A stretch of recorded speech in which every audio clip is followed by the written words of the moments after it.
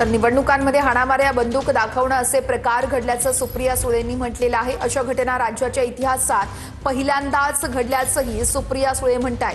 निवडणुकांमध्ये हाणामाऱ्या बंदूक दाखवणं असे प्रकार घडल्याचं सुप्रिया सुळेंनी म्हटलंय। काल महाराष्ट्रामध्ये दंगल सुरू आहे का असं वाटत होतं असं देखील सुळेंनी म्हटलेलं आहे। आणि या सगळ्या घडामोडींच्या अनुषंगानं सुप्रिया सुळे यांनी मुख्यमंत्री देवेंद्र फडणवीसांना तसं पत्र देखील लिहिलेलं आहे।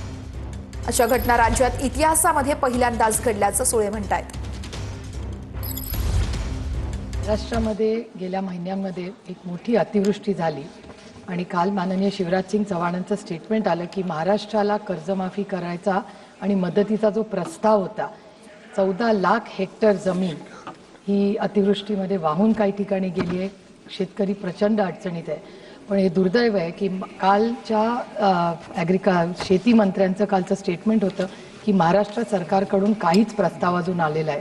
हे दुर्दैव आहे की हे सरकार सत्तेमध्ये येताना वारंवार महाराष्ट्राचे माननीय मुख्यमंत्री सातत्याने बोलत होते की आम्ही सरसकट कर्जमाफी करू आणि महाराष्ट्राला शेतकऱ्याला या अतिवृष्टीमध्ये मदत करू, पण तसं होत नाही। आणि कालच्याच दिवसात जे पंचायत राजचं इलेक्शन झालं त्याच्यात हेलिकॉप्टर असेल प्रायव्हेट असेल ह्याच्यामध्ये सरकार इतकं मग्न होतं आणि महाराष्ट्राच्या इतिहासात पहिल्यांदा असं झालं की प्रचंड मारामाऱ्या बंदुकी दाखवणं इतका सगळा गोंधळ काल पंचायतच्या इलेक्शनमध्ये झाला हे महाराष्ट्राच्या इतिहासात कधी झालेलं नाहीये। त्याच्यामुळे दुर्दैव आहे की महाराष्ट्र सरकार मग्न आहे। इलेक्शन पहिल्यांदा असं झालं की पारदर्शकता नाही। इलेक्शन कमिशन बद्दल महाराष्ट्र मुख्यमंत्रीही बोललेले आहेत की त्याच्यात व्यवस्थित काम नाही। त्याच्यामुळे एकीकडे शेतकरी अडचणीत आलेला आहे, त्याला न्याय द्यायचं काम होत नाही। तर माझी भारत सरकारला विनंती आहे की महाराष्ट्रामध्ये झालेला हा सगळा सावळा गोंधळ इलेक्शन मधला पंचायत मधला हा इतिहासात पहिल्यांदा झालाय आणि त्याचबरोबर कर्जमाफी किंवा सरकारने महाराष्ट्र सरकारला विनंती करावी आणि प्रस्ताव तातडीने मागून घ्यावा, कारण का महाराष्ट्र सरकारच्या शेतकरी हा अत्यंत अडचणीत आहे। त्याचं कंबरड मोडलेलं आहे आणि आता त्याला मदतीची गरज आहे। धन्यवाद। नंबर 1 वर याचं 5 लाखाचं मतदान चालू असताना तिथे जहांगीर खान नावाचा एक मुलगा आहे, तो उमेदवाराचा मुलगा आहे, मोठा मुलगा आणि छोटा आम्ही हे दोघं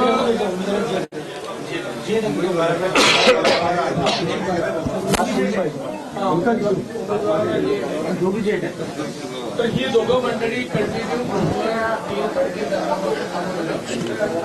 मतदान करतो असं दाखवू की बाबा तू बाहेर शांत बसा रे। मतदारांना मतदाराच्या लाईनमध्ये लागायचं, प्रत्येकाला मतदान करा, ते मतदान करा, ते मतदान करायचं, पोलीस नोटाचं तो जागा म्हणायचा आहे। आता पण आज चित्रण आहे आणि याने त्याला ऑब्जेक्शन घ्यायला गेला तर त्यांनी याला तिथे धक्काबुक्की केली, मारहाण केली। तर योगायोगाने मी माझ्या फॅमिलीसोबत मतदान करायला तिथे खोली नंबर किती होते आपलं 7 ठीक आहे, मी मतदान करायला तिथे माझ्यासोबत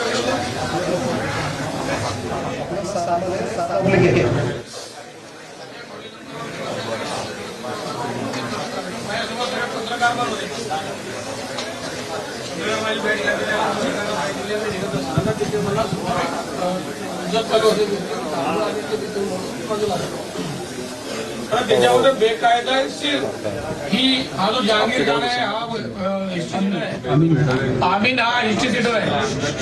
या लोकांनी त्या प्रभागात पण खूप त्या दिवशी उपद्रव करण्याचा प्रयत्न केलेला आहे। याला मारहाण केली।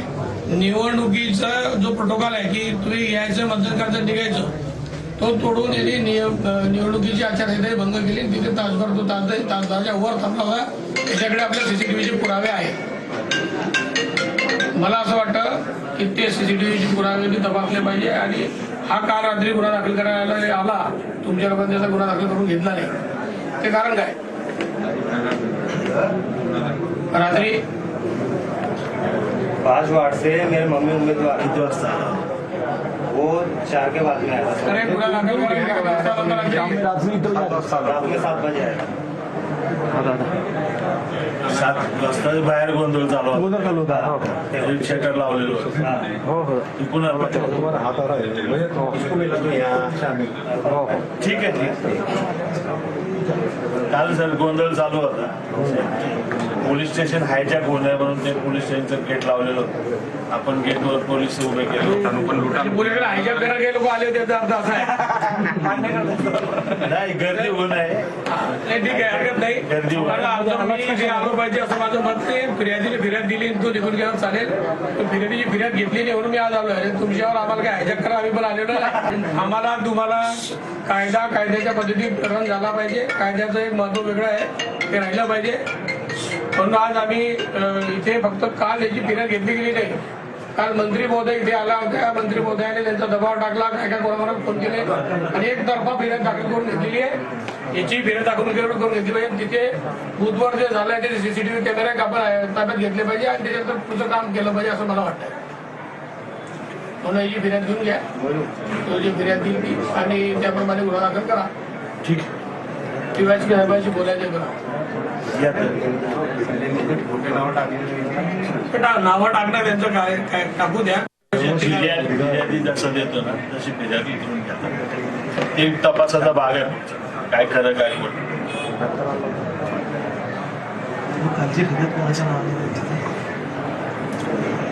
ते फिर्यादीची कॉपी द्या ना आम्हाला. ते देऊ शकता की तुम्ही आम्हाला?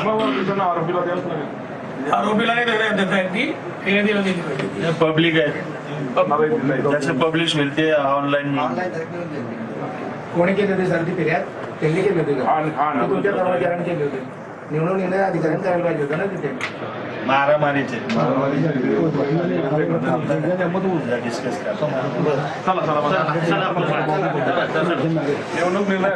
त्याला आपले लोक थांबा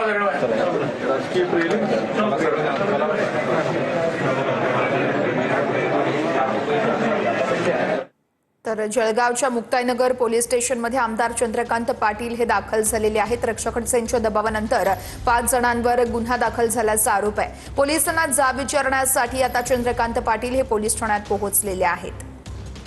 मुक्ताईनगरमध्ये काल मतदान केंद्रावरती मोठा राडा झाला होता आणि त्याच प्रकरणी 5 जणांवर गुन्हा दाखल झालाय. मात्र हा गुन्हा रक्षक खडसे यांच्या दबावामुळे दाखल झाल्याचा आरोप केला जातोय. पोलिसांना जाब विचारण्यासाठी चंद्रकांत पाटील आता पोलीस ठाण्यात दाखल झालेले आहेत आणि या संपूर्ण प्रकरणाची आता माहिती देत असल्याचं कळतंय. मुक्ताईनगरमधील कालचा जो प्रकार होता त्यानंतरच आता चंद्रकांत पाटील हे आक्रमक झालेले आहेत. भाजप सेनेचा मतदान केंद्रावरील राडा आणि त्याच नंतर आता सेनेच्या 5 कार्यकर्त्यांवर गुन्हा दाखल झाल्यानं चंद्रकांत पाटील हे आक्रमक झालेले आहेत.